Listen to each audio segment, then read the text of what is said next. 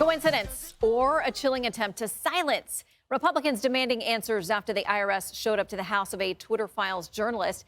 This happened on the same day that Matt Taibbi was testifying about how the government tries to censor free speech. Effectively, news media became an arm of a state-sponsored thought policing system.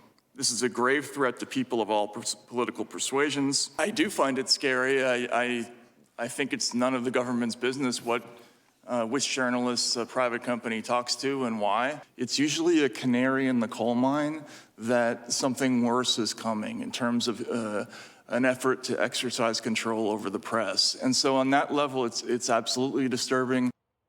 Taibbi is not commenting on the issue, but says he wanted the committee to be aware of the situation.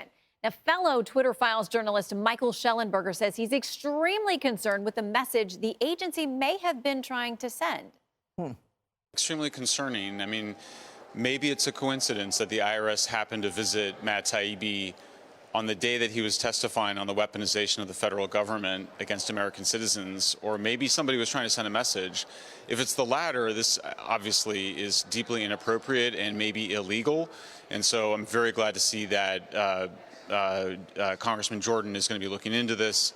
Obviously, there's got to be some paper trail on this. We need to see what's going on because it's extremely troubling if indeed we've seen the IRS being weaponized against Matt Taibbi. Okay, so to that point, Jim Jordan, by the way, has sent this letter to the head of the IRS and also the Treasury Secretary. He says the circumstances surrounding the unannounced and unprompted visit to Mr. Taibbi's home at the exact time he was testifying to Congress about the most serious government abuse he has witnessed. Well, it's incredible, Judge. That's the word he used. It is incredible. And, you know, the irony continues when today Garland was before the committee testifying about his role in targeting the Department of Justice, using the Department of Justice to target parents and accusing them of being domestic terrorists, which is another weaponization of a federal agency. But, you know, you think about it, when the IRS comes after you, you get a letter, your accountant gets a letter. Since when do IRS agents show up at your door? And since when do they show up at your door when you're about to testify in the biggest thing that's going on in America, having to do with the coordination between the feds, the FBI, and possible election interference as it related to the 2020 presidential election? But, you know, this is something that the Democrats have been doing historically. During the Obama administration, Lois Lerner, who was accused of targeting those conservatives who had 501c3s, of course, she goes and testifies, and then she reads the statement and then claims the Fifth Amendment, saying, I don't have to testify, I didn't waive the Fifth Amendment. The Congress then moves for her to be prosecuted, and of course, the Obama Justice Department says, oh, we're not going to prosecute her for contempt. This is digital McCarthyism. This is intimidation of a kind that we haven't seen since the McCarthy days. You do not, and you want to know what Biden's going to do with 87,000 new IRS agents? That's exactly what they're going to do. They're going to target their political enemies, and they're going to go to their houses. So much for this, oh, we're only going after billionaires. That's nonsense. Well, Jessica, what do you make of that? I mean, the judge lines out, you know, a lot of past practice that has led people to currently have a healthy dose of skepticism about the IRS and other federal agencies as well. Totally. I think digital McCarthyism may be a stretch here, but it seems bad. I mean, maybe it is a coincidence. It seems incredibly unlikely that it's that day when they even say, then call me back 4 days later.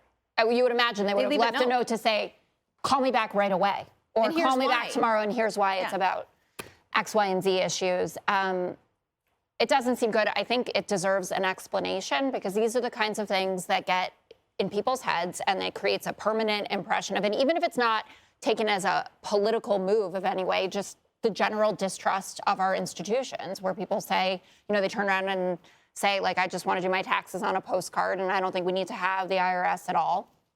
I think they need to answer for it. The idea, though, that Matt Taibbi, you know, like, blew the roof off the idea that the government is controlling our social media things. All we basically found out from that was that Donald Trump has thin skin, which we knew, and wanted Chrissy Teigen thrown off, and various things. Some of this Twitter stuff, we saw regular meetings between the FBI and conversations with DNI and others inside of Twitter. So, Jesse, even if this is totally coincidental, did nobody check, like, their, you know, Palm Pilots or whatever, like, hey, that day is not the day you should show up at Matt Taibbi's house? It's not a coincidence. He's testifying on the Hill that day. They sent an IRS agent to a journalist's house.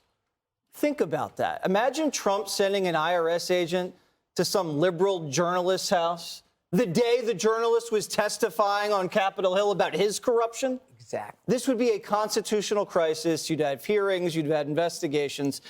And this IRS commissioner is dirty. First of all, he went to Duke, so you know he's dirty.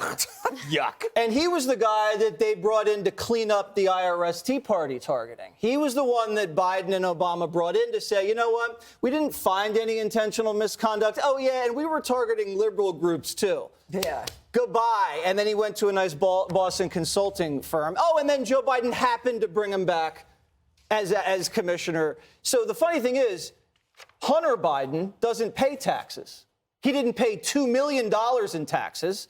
IRS never visited him. IRS visited the journalist who exposed the cover-up of Hunter Biden. That's insane. This is the same guy that wants to target waitresses' tips, your $600 Venmo transactions. This is not good. And this guy, this dirty commish from Duke, needs to come out and testify under oath. Will he, though? I mean, Jim Jordan has given them, Greg, until April 10th to turn over all the documents about who decided about this visit and what was going on. You know, I'm gonna go out on a limb right here and say that the IRS is a corrupt sham. It's a machine of theft. They take your money by force. You know that if you don't pay, you're going to jail. They should be investigated. They should be arrested. The very worst of them should be put away for life.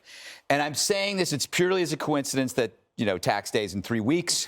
So if they come for me, you know why. It's because of what I just said. Now, look, I don't even care if this is a coincidence. This is banana republic third world crap. This is government intimidation. Right. I mean, thankfully, they didn't level his house or poison his dog and claim it had rabies, because that's what they do in other countries. And this is just a taste. And I feel bad for Taibbi. And this is crazy for someone like me, who 15 years ago would make fun of him relentlessly. Remember when he was in the boat with Sean Penn during Hurricane Katrina? But yet, Taibbi and Glenn Greenwald, these people have been consistent, and I haven't been. And I think he and Greenwald deserve apologies from people like me and people on the right who thought they were just your typical lily-livered liberals, when in fact they kept to their principles, even as their allies desert them now. And in fact, they are the true journalists. And you got to wonder where the other journalists are who were their peers at Rolling Stone and elsewhere. What happened to them? I mean, those are the imposters. You're apologizing now? I always Look apologize. at that. I mean, he's making things right. And he's do I get an apology? You know what? You have been disrespectful. Say it again. Lily-livered liberals. Very good. Yes. And Greg has a very nuanced position on the IRS, too. Yes, I do. Hi, everyone. I'm Brian Kilmeade. I want you to do me a favor. I want you to click to subscribe to the Fox News YouTube page. This is the only way that I know for sure that you're not going to miss any great commentary, any great news bites, any great interviews coming your way on Fox. You can get it all here on YouTube. So subscribe right now.